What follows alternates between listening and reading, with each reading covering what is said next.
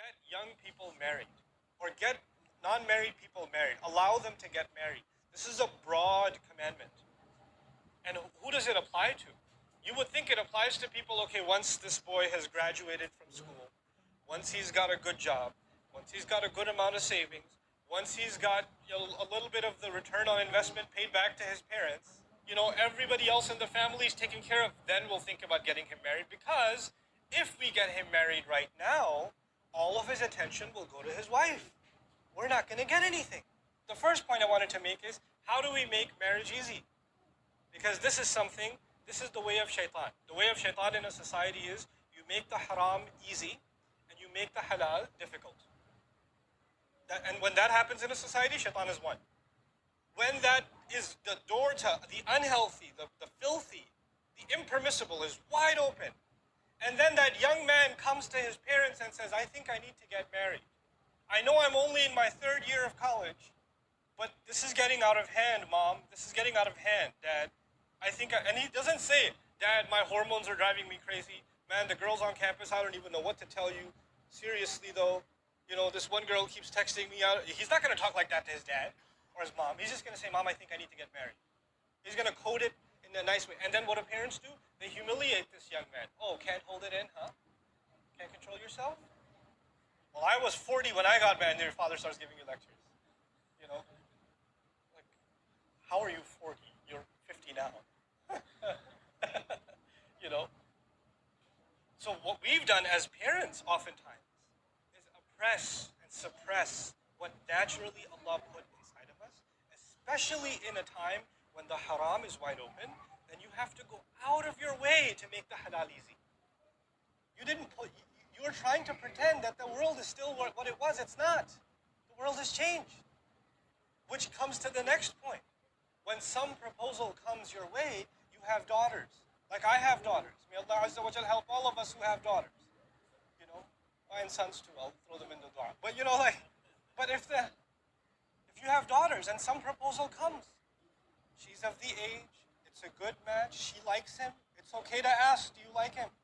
It's not haram to ask. It's actually an important thing to ask. Do you like him? She says, I don't like how he looks. Done. Finished. You can't force them anymore. I'm not attracted to him. Astaghfirullah.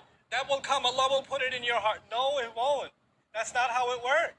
If she says, I don't like him, he's too fat, he's too short, he's ugly, I don't like his personality. Whatever she says, she doesn't even have to give you a reason. She doesn't. She could just say no. That's it. When you force a woman to get married to someone she doesn't want to marry, when you put emotional pressure on her and say, if you don't marry him, nobody's going to marry you, your family's going to be humiliated, we've already printed the cards. When you do this kind of thing to your girls and you get them married, and then emotionally they're not in that marriage, they're still human beings. A human being still needs companionship. A human being still wants somebody who they can be attracted to, who they can find comfort in. That desire does not go away.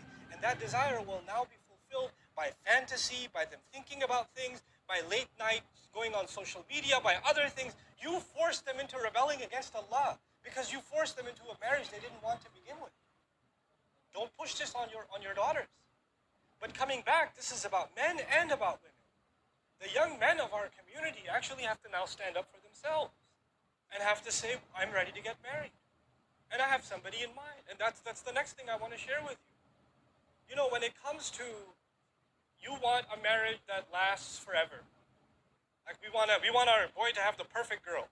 Good luck with that, by the way. Because perfection is not going to happen in this, and your boy isn't perfect. Let me tell you. If you don't know, let me tell you. We're all human beings, and human beings have flaws. And sometimes things work, and sometimes things don't work.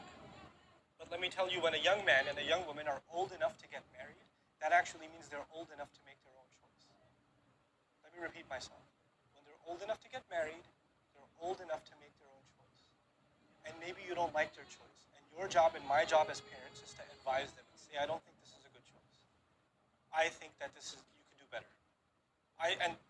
By the way, as a parent, I think I'm always going to say you could do better.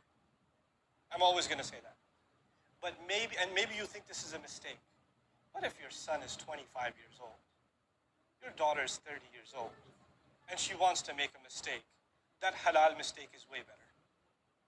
That halal mistake is way, and maybe things don't work out in 3 years. That's still better.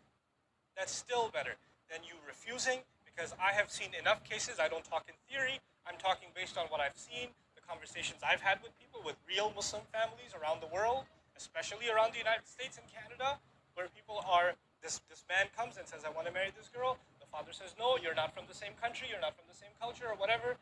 You can't get married to my daughter, or the other way around. But these two are still already emotionally attached, so they're texting each other, talking to each other, hanging out with each other, having dinner with each other. Parents don't know. 5, 6 years go by, they're refusing other proposals. Then the girl is forced to marry somebody else, and she's still talking to the guy. And all of this was that evil, that this whoever she married didn't deserve this. He didn't deserve this. But all of that evil was created by the stubbornness of parents who didn't realize that their children live in a different time. Where allowing marriage first is a bigger priority than anything else. The only marriage proceedings mentioned in the Quran are that of Musa alayhi salam. Like from 0 to 100, like finding a girl and getting married to a girl. You know, that whole spectrum is captured in the story of Musa alayhi salam. Just a few things about that. First and foremost, he's from Banu Israel, yes? He's an Israelite. And he is homeless. He's a fugitive from the law. He ran from Egypt because he accidentally killed someone. So he's homeless, he's an Israelite, he's a fugitive. He ends up in an Arab tribe, Madian.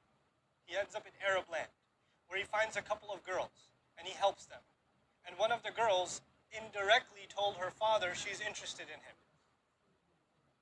And the father immediately said yes. And they got married.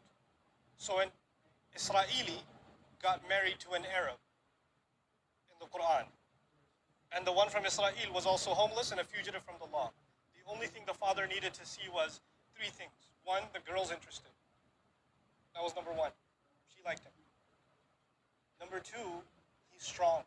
He's got good character, good qualities in him. He can do a job. He can make money. He can defend my family. And then he's trustworthy. He had plenty of opportunity to do the wrong thing. He did no such thing. He carried himself with dignity.